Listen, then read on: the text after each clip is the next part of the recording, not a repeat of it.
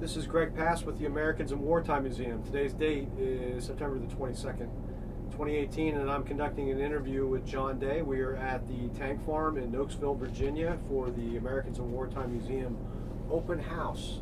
Mr. Day, can you tell us what your full name is and where you were born? John Frederick Day in Providence, Rhode Island.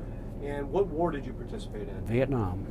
And do you have any other military veterans in your family? I have an uncle, two uncles actually. One was in the Coast Guard, one was in the Army. The uncle who was in the Army ain't long.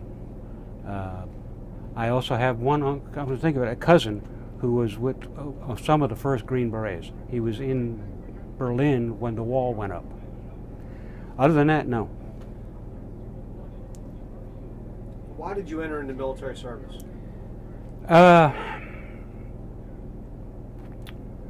Well, one day I was went to apply for another job, and it was all junk jobs at that time, right out of high school. But they said they couldn't hire me because I was due to be drafted. And I said, oh.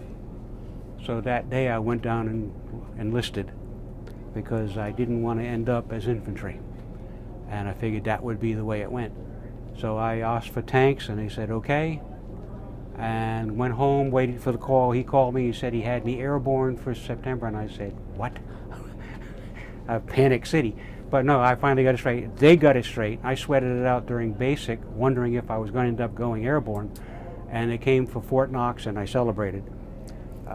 So yeah, armor is what I wanted when I went in. How old were you? Just turned 19. So keeping in mind that somebody might watch this video not really familiar with the political environment at the time, what was it like with your peers, with people? Everybody I knew devoutly did everything they could to not serve. But my father was very much Army, never said anything bad against the country. I was brought up that way, and I said, well, okay. So I signed up. Went back home, and I thought I think my mom came just short of a heart attack. So what kind of training did you undergo? Well, 8 weeks at Fort Bragg for basic, and then from there to Fort Knox for armor training, and from armor training to Vietnam. I joined the Army in September '67. In March '68, I was in Vietnam. What division? 4th Infantry in Pleiku, Central Highlands, and apparently if I remember correctly, they had the biggest AO of any other division in Vietnam. I still didn't know where I was going to end up at, but they sent me to 4th Engineers, and I said, what the heck with engineer? And then I had to wait for, turns out I was on a tank, but it was out on a mission. When it came back in, it had to be the dirtiest thing I'd ever seen. But you get used to that. Okay, what type of armored vehicle are you talking about? M48 Patton, A3. Okay, tell us about what's the mission for that? What's the crew? What's the capabilities? Well, okay, our main mission was to go out. Because we were a part of the engineer unit, our main mission was security for the engineers when they were out doing road construction, anything like that, base camp constructions and all that. We were there for security. That was about probably 85% of everything we did. We did a lot of strong points along the road, convoy escorts, stuff like that, but mainly it was securing the engineers when they were outside the wire. M48A3, 52 tons, 90 millimeter main gun, M2 50 caliber, and a 7.62 coax machine gun, plus all the grenades we could carry. How many people were operating this? 4-man crew. There was a loader, driver, gunner, and tank commander, and I held one by one each of those. And put in 12 months, extended for another 6 before the 12 was up, stayed there another additional 6 months, and then actually requested a second 6-month extension, but I requested the 11th Armored Cav Regiment, mainly because Patton was in charge, and all the tankers, Patton, wow. And I got back a response that just blew me away. They said, thank you very much, but we have a waiting list. This is a combat unit in Vietnam with a waiting list for combat tankers. I said, well, okay, in that case, I've had my time, adios, and went back home. You know, I got my thank you for coming awards, got on a bus and left. From there, I went to Fort Knox, and I had 10 months left in the service when I got to Knox on my 3-year enlistment. And one day, I was processing paperwork. I thought that was great. And one day I got an order, a levy for tankers to be sent to Germany for tank gunnery, and I'm looking at my own name, and I just absolutely exploded. Papers went everywhere. I actually cussed out a command sergeant major and got to tell about it. Yeah, because they said, oh, we got you covered, Dave, don't worry about it. Except they didn't. So when I got to Germany, I had 7 months left on enlistment, and went to tank gunnery, came out. I was the only one on my tank with experience. Everybody else, including the commander, were green. And we went to bed the first night of scoring tank gunnery. We were number 1 in the battalion. When we got up in the morning, 3 other tanks had passed us, and every one of them was Vietnam vets. So we did good. We came out 4th in the battalion, and that was I walked all over the CO and the first shirt, and loved it. It was my goodbye to the Army. Let's go back to when you first got to Vietnam. Mm-hmm. So I take it you flew there. Yeah, we got on a 707. When we left Fort Lewis SeaTac Airport, I think it was about 35 degrees. And when we landed in Vietnam, we opened that door, and before we got to the bottom, we were all sweating like pigs because it was over 100. And it was, welcome to Vietnam. And humid, I assume. Whoa. I mean, and true,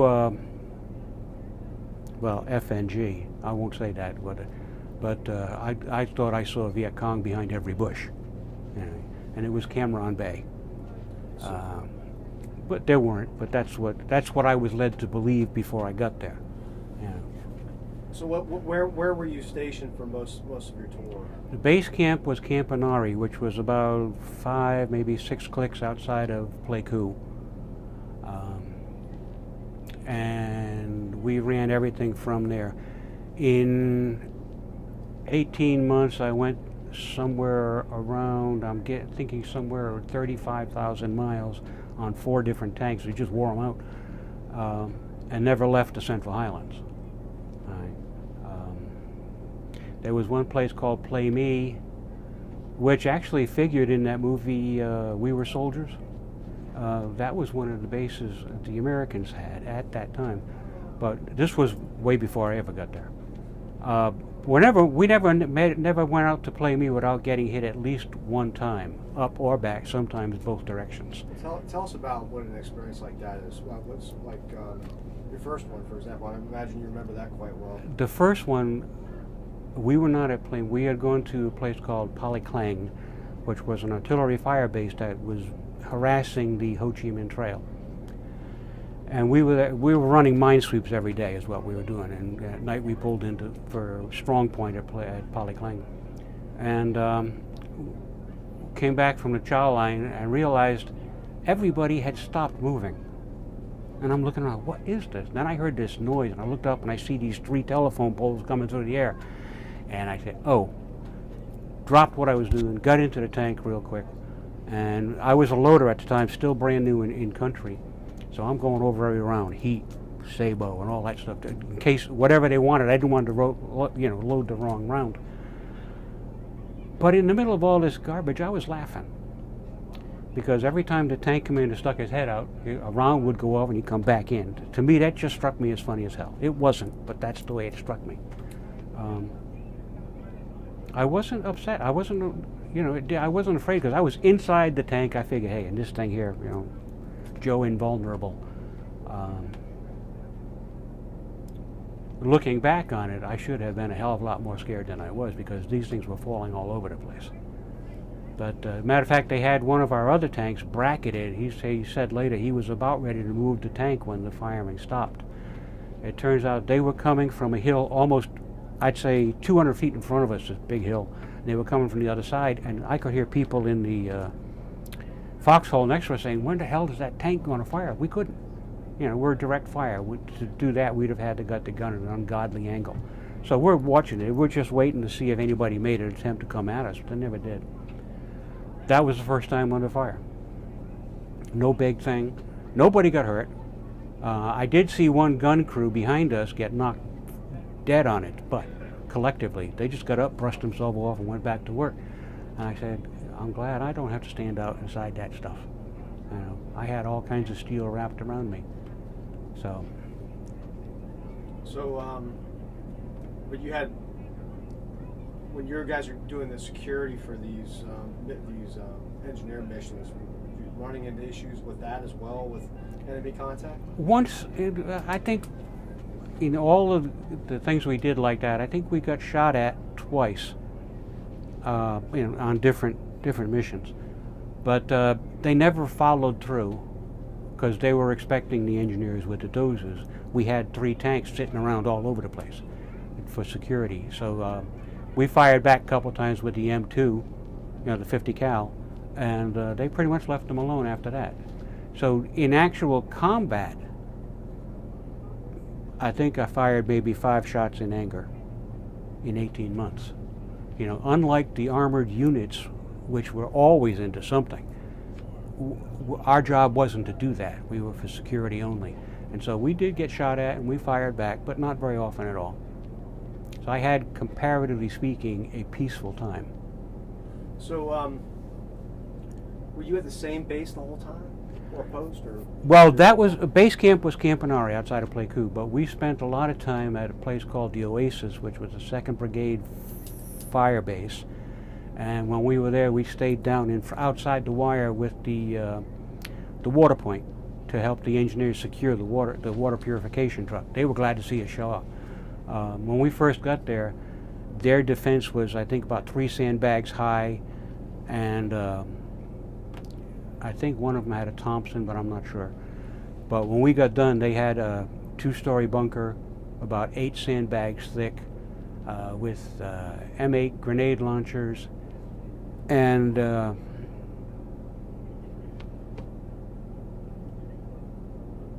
wait a minute, M8. We had, I can't remember the nomenclature. We had 3 smoke launchers, smoke grenade launchers, and the Claymore mines in between. That's what it was. And they were all controlled by wires up at the top. So they were a hell of a lot safer when we weren't there than they were before we ever showed up. So when you turn in for the night, are you in a tent? Are you in a bunker? Are you at in the building? What are your at the Oasis, we had a tent that was, had more holes in it than roof, but it was a tent. We had our cots laid up in there, and we pulled 2.5 hours of duty on guard duty every night, rotating. First shift, next day, second shift, etc. So it went around the clock. We ended up holding each one in a different day. There was one time when I was tank commander at the time, we had one guy who, he liked drugs. He wasn't an addict as far as I know, but he would do drugs once in a while. I told him if I ever saw him, he was going to jail, because he was smart. He kept it away from me. But one night I woke up sleeping next to the tank, and I smelled something. I said, and at that time, a guy came out of the woods, NVA, carrying his rifle over his shoulder like this and whistling. And I was like, so I got the gun pointed. I got my 45 pointed at him, but I didn't pull the trigger. What the hell's going on? He came up, looked at the top of the tank, went, "Hey, GI." Guy on top said, "Hey, VC." Guy turned around and walked away. The next day, my man was in jail because our lives were in his hand, and he was high as a kite. But that's the only time I ever screwed around. I never touched it myself. I was terrified of the law. Beer was good, so I never touched beer, any kind of illegal drugs, and I'm glad I didn't. But yeah, that was, the guys knew where I stood on that. What did you guys do on the little amount of downtime you had? What did you guys do to keep yourself busy? There wasn't. Well, I think I played about 700 games of gin rummy. I owe the other guy about $2 million, but I ain't gonna pay him. There was nothing to do. When we were back at base camp, anytime we were off, we were sleeping. They had some kind of a Western actresses, whichever show came through. I went to see it, but it was nothing. It was a handshake tour. Like a USO type thing? USO sponsored. Yeah, it was nice. I mean, it was good for them that they came over to say that. I appreciated that. But it was not interesting, and I only stayed about 15 minutes and left. But there was nothing else to do, except go down to the NCO club and get drunk, which I did a couple times. I mean, that was authorized. You weren't married at the time, were you? I was not married till I came back from Vietnam. I got married, and 2 weeks later, they shipped me to Germany. And because I was short-timer, even though I was a Spec 5, they wouldn't pay for her to come over. I couldn't afford it. So 2 weeks married, 7 months separated, it destroyed the marriage. Came back home couple of years after that. We got divorced. Yeah. With your family that was back home, how did you communicate with them? By letters. They had the what was it, Mars, military, what is it, affiliated? Yeah, but the line for that was miles long, and when we were in base camp, man, we wanted to rest, and that was it. So I never called home using the Mars station. I didn't like this idea of 700 people listening along the line anyway, and over and all that. But my parents wouldn't have gotten that straight anyway. So I just never bothered. I did call them when I went to Australia. And I had the hardest job convincing them that it was only 12 hours difference, because we're supposed to be in another day. Well, technically, yeah. But the problem was only my mom was home when I called, so I said I'd call later. So I called at 1 o'clock my time. I forgot it was 1 a.m. over there. Nobody even answered the phone. How was the food? The food in Vietnam? Sea rations. So, a lot of people watching this, they know MREs, but they don't know sea rations. So we had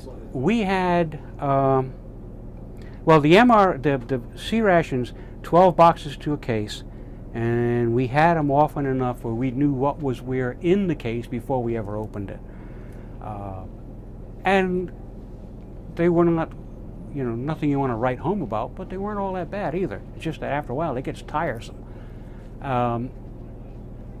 When we happened to be in base camp for Thanksgiving, and what blew my mind is they actually had a person weighing the turkey before they gave it out, because the people out front, outside the gates, were supposed to get the most. Okay, good, but that was, to me, that was a slap in the face.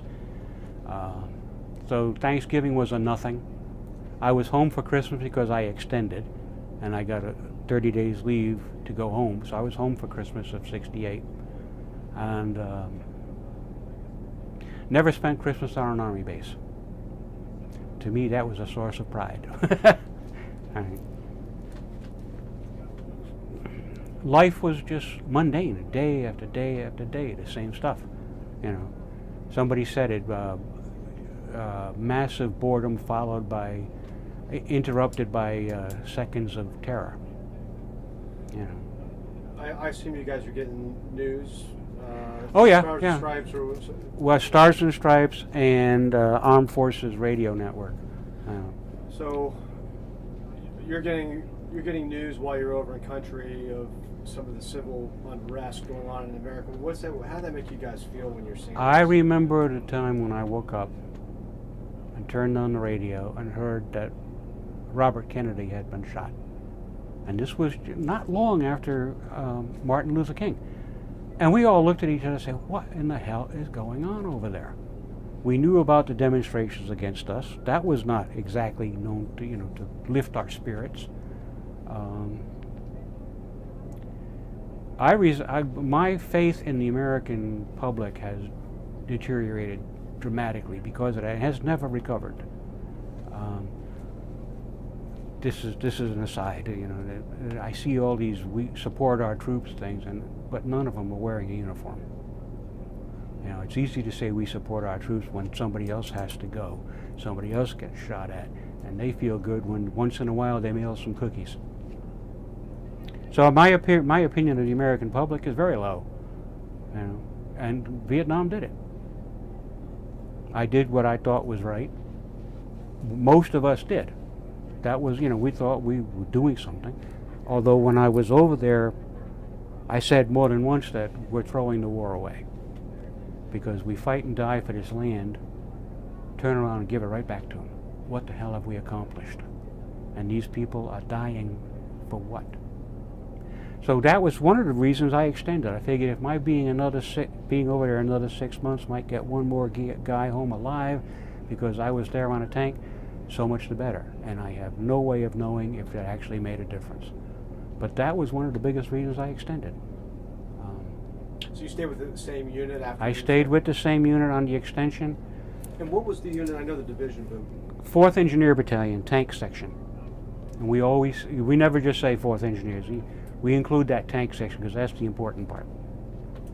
We had 4 tanks, 2 bridge tracks, which launched 60-foot bridges, a tank recovery vehicle, and a personnel carrier that had been changed over into a flamethrower track, and its name was Crispy Critters. But never forgot that name. Then I wanted to extend a second time, but I was tired of the unit. I figured try something new, so I requested the 11th Armored Cav, because at the time it was under command of Patton, and to a tanker, Patton is God. And I figured, here's a chance to serve with Patton. So I put in a request for a 6-month extension to them, and they sent back something that just absolutely floored me. They said, thank you, but we have a waiting list. A combat unit, combat tankers, always getting into trouble, and they had a waiting list, people trying to get in. So I said, okay, well, I've had enough of the Central Highlands. Adios, I'm going home. Do you have any incidents that, when you think of Vietnam, that stand out in your mind? Whether it's something that was frightening, something that was scary, something that just, every time you think of Vietnam, you go back to that incident. Yeah. Luckily, nobody got harmed. I was my first day driving, and we had gone from Dak To north to a place called Ben Het, which is where they had the only American versus Vietnamese armor battle. But this was after we had gotten left. But we went up there. We were supposed to be looking for some engineers to secure while they were rebuilding part of the road. And I'm driving, and it's middle monsoon, so the road is absolute soup. And we get across this long open area into a tree area, forest, whatever. And we come around the corner, and here's the road, except they're about 8 feet above us, and they're waving. So tank commander said the only thing he could, stop. So I stopped, and we tried to back out, and it wasn't going anywhere. By the time I gave up trying from rocking it, we had gone at almost a 45-degree angle. The right side sponson boxes were in the mud, and the sponson boxes are at my shoulder height. The left side, the gun was no good except for anti-aircraft. Got a hydrostatic lock in the engine. When it froze, it jumped, somehow got out of its mount, punctured the fuel tanks. And we sat there for 3 weeks, because shortly after that happened, the only bridge between us and Dak To was taken out by a gigantic tree that came down the river. It took the whole bridge with it. They had to rebuild the bridge before they can get to us. And we heard firefights around us every single night for 3 weeks. And we figured the only reason that happened is it just looked too good to be anything but a trap. So they left us alone. And I ain't going to complain. But coming back, when we finally one of our recovery vehicle got to us. When he finally got hooked up to us, he had 1.5 turns left on his drum before he was able to hook to us and pull us backwards and get us out of the mud. We got it all put up and acting, and filled up with fuel again, and driving back to Docto. One of the large puddles that I had driven through before, I saw it came and didn't even slow down, except that puddle had become Lake Erie, and I went underwater. The guys in the tank behind us said, I hit it at full speed. Guys in the tank behind us said the entire tank disappeared in a spray of water. The tank commander said he looked down inside. He heard me yell, "Oh shit!" Looked down inside. He said all the water in the world came over me, and I just kept on the accelerator, kept on going. It seemed like 5 days. It was probably 3 seconds. Came out the other side, gasping and wheezing. But all the other guys thought it was the funniest thing I'd ever seen. And looking back on it, it was, But at the time, it was anything but funny. And it took me, we popped the drain hatches, and it took almost 10 minutes to drain the water out. I mean, that thing had turned into a gigantic scoop, and all of it came in over my head. I think I saw a shark go by, but I can't swear by that. So, you finish up your tour after your extension, and you make it home. So this would be, you went home for Christmas. Went home for Christmas. But that was the only time you came home during tour, is that right? That's the only time I came home. So what was your homecoming like? When I came home for good, you mean? Yeah. It was not good. First of all, I missed my flight from SeaTac because I fell asleep. My bags, I caught up with my bags in JFK, but I couldn't get them because they had been locked, so I spent the night sleeping on a chair, waiting for the thing to open so I could get my bags back and get on another plane to get back to Rhode Island. Got back to Rhode Island, nobody was there to meet me. I had to call and wait another half hour before they could find somebody who would come get me. My dad was having a welcome home party at his mom's house, my grandmother's house. Had a nice little sheet cake, with a little flag, a little tank on it, welcome home from Vietnam. I'm there in uniform, everybody's having a nice time. One of my uncles showed up, and he looked at the cake, then looked at me and says, "What is this all about?" I said, "It's a welcome home, I just got back from Nam." He looked at me and said, "Who gives a shit?" Turned around and walked away. I mean, I had heard that before, but this was an uncle. So that stuck. That stuck hard. And I never spoke to him again till the day he died. And when he did, I didn't care. I mean, that was one of the most uncalled for comments I think I've ever heard. So that was the homecoming. It was no brass bands, no welcome home, no nothing. Well, no, my dad did have a big sign nailed up on the house, "Welcome home from Vietnam." But I mean, that was it. It sure as hell wasn't John Wayne. So that pretty much sums it up. I did enjoy Australia. I went there twice on R&R. Because I extended, I got a second one. I went to Australia twice and loved the place. At King's Cross in Sydney, King's Cross is like the, I guess, Georgetown of D.C., except there you could eat off the streets. If anybody was caught littering, the fine was severe and very quick. They enforced it, and I mean, it was immaculate. I'd never seen a city so clean. And the people were unbelievably friendly. I was asked, one person, I was trying to find some place, I can't remember where it was, but I asked a guy who pulled up at a traffic light. I said, "Excuse me, can you tell me how to get?" He said, "Oh, you go down," and he stopped and says, "Wait a minute, you're a Yank?" I said, "Yes, sir." He says, "Hop in, I'll bring you." Okay. He not only brought me, he had to turn around and go back the other way. And about 5 miles or so, dropped me off and wouldn't take a penny. He says, "Welcome, it's nice to meet you." Turned around and went back home. And I was just, wow. What was going on back in the States, and then I run into something like this. It was just heaven. And the beer was good too. Beer's always good. Yeah. How do you think your wartime experience affected your life? Well, I don't know. Like I said, my feelings for the American public have plummeted. They've never come back up. But I got into computers and programming because of the tank. I had always thought I was going to grow up and be a truck driver or something. But the tank had a computer on board, and I found myself more and more wondering what made it tick, how did it work, how did it do these decisions. And so when I got out of the Army, I went directly into programming school and never looked back. I ended up as retiring as a computer programmer analyst. And it's, 30 some odd years, it was a great job.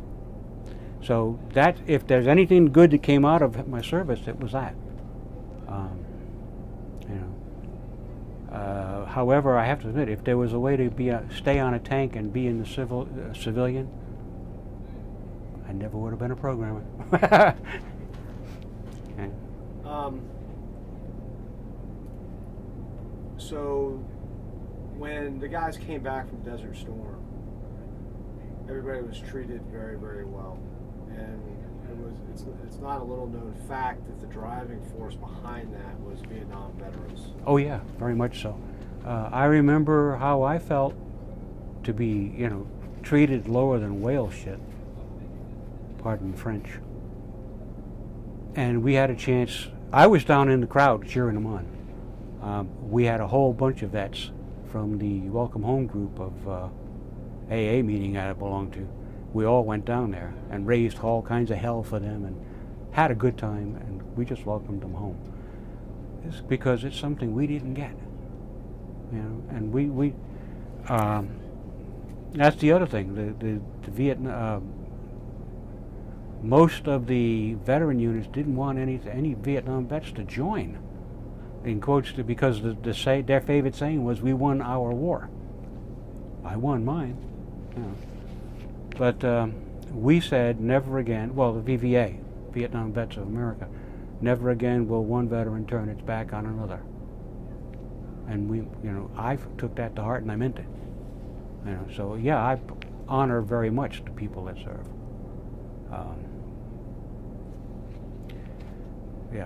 They didn't get welcome back the way we were, and I'm glad of that. There was there's still a resentment, but way before the Afghanistan crap ever started.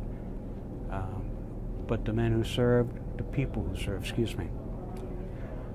nothing but my highest praise. Very high respect. Even you. Well, on behalf of the Americans from Wartime Museum, I thank you for your service and welcome home. Thank you, man. Same to you. Same to you.